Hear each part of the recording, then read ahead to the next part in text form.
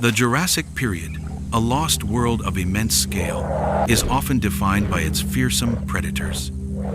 Yet, the true architects of this ancient landscape were not those that hunted in the shadows, but those that towered above them. We think of the great carnivores as the masters of their domain, but it was the colossal herbivores that dictated the terms of existence for every other creature, from the smallest insect to the largest meat eater.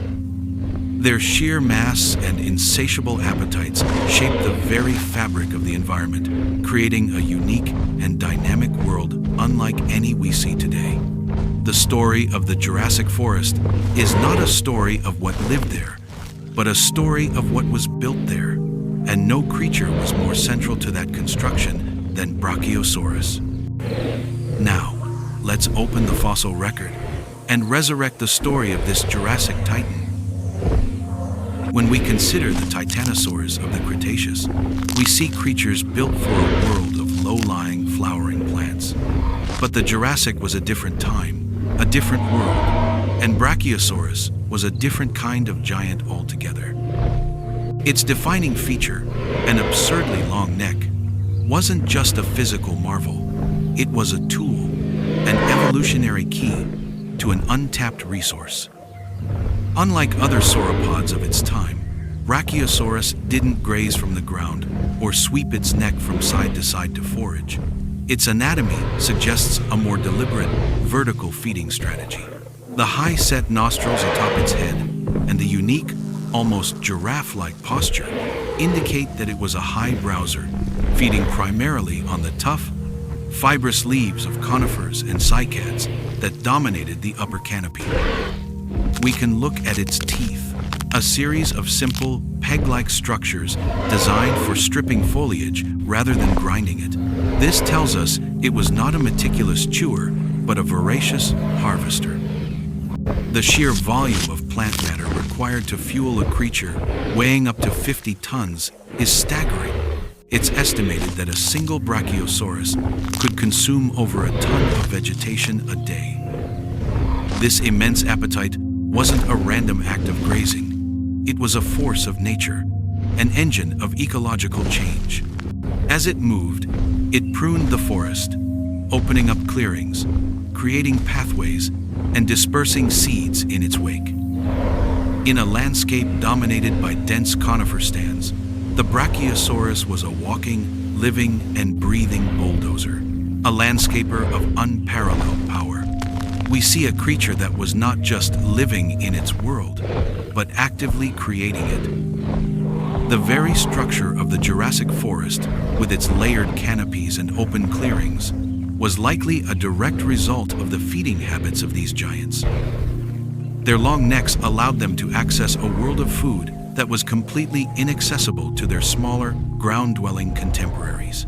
This gave them an almost uncontested dominion over the upper strata of the forest, a role that shaped the entire ecosystem from the ground up. This ability to reach the highest branches, however, created a dynamic feedback loop that rippled down through the entire food chain.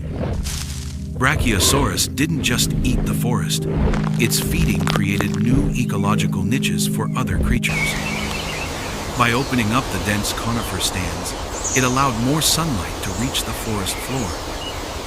This, in turn, stimulated the growth of a new understory, a layer of ferns, smaller cycads, and low-lying shrubs that would have otherwise been choked out by the canopy's shade. These new, ground-level food sources were vital for smaller herbivores like the armored Stegosaurus and the agile Dryosaurus.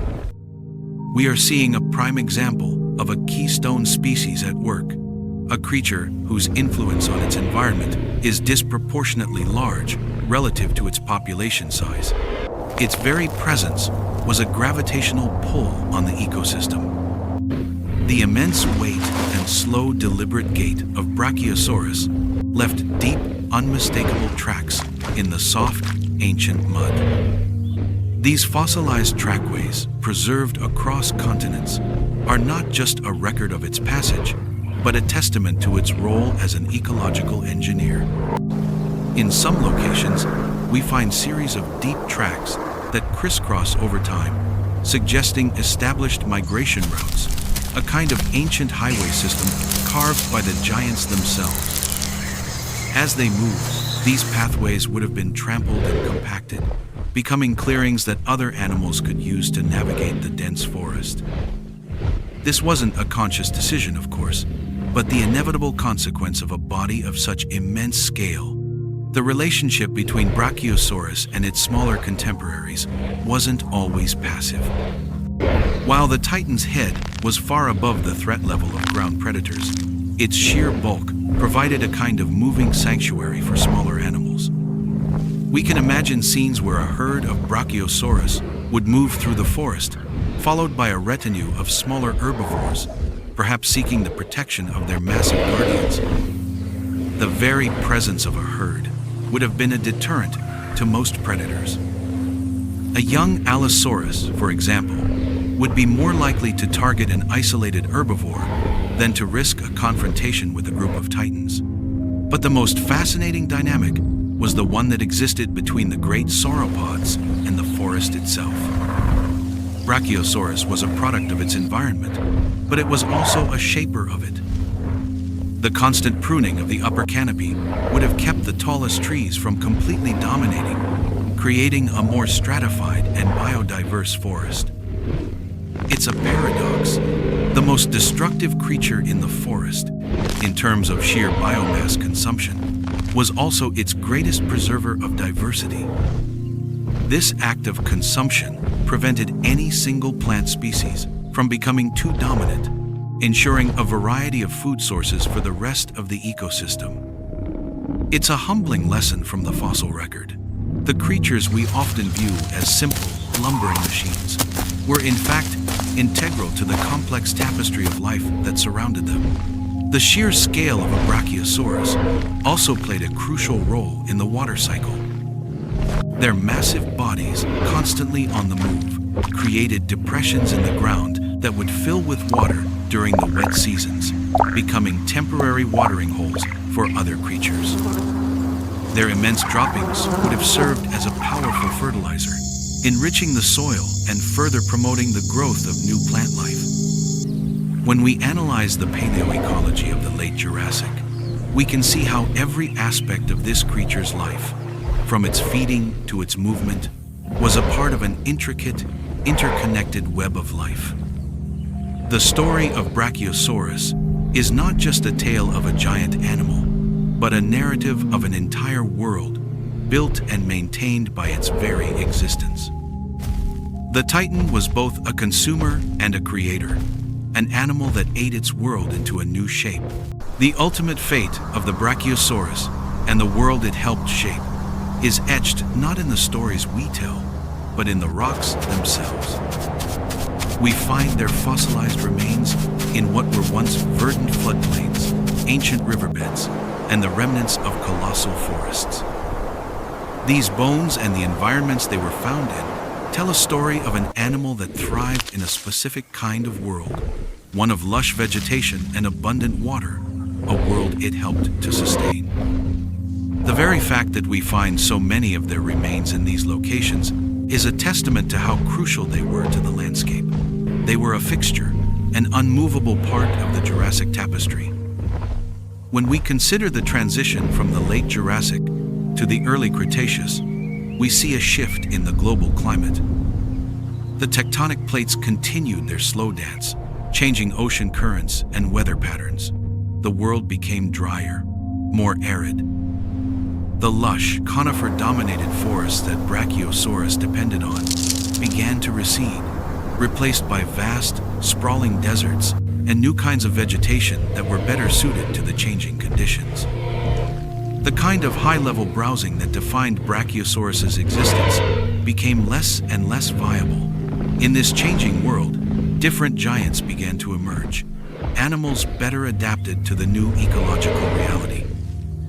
The long-necked, high-browsing sauropods like Brachiosaurus were replaced by their descendants, the Titanosaurs, which were built for a different world, one with a new kind of food source. The fossil record shows a clear evolutionary response to a changing planet. The legacy of Brachiosaurus is therefore not just its bones, but the enduring mark it left on the world that came after it. The clearings it created, the paths it carved, and the nutrients it recycled through the ecosystem had lasting effects that persisted long after the last of their kind vanished from the planet. The very biodiversity that blossomed in their wake was a part of their ongoing legacy. When we stand in places like the Morrison Formation, a treasure trove of Jurassic fossils, we are not just looking at the final resting place of these animals. We are standing in a world that was, in part, built by them. Their story is a powerful reminder that every creature, no matter how immense, is part of a larger, interconnected system. Brachiosaurus was not just a lumbering giant. It was a planetary architect, a keystone species whose body and behavior shaped an entire world. The story of its life and eventual disappearance is a narrative of profound ecological significance, a tale of how a single animal can leave an indelible mark on the face of a planet.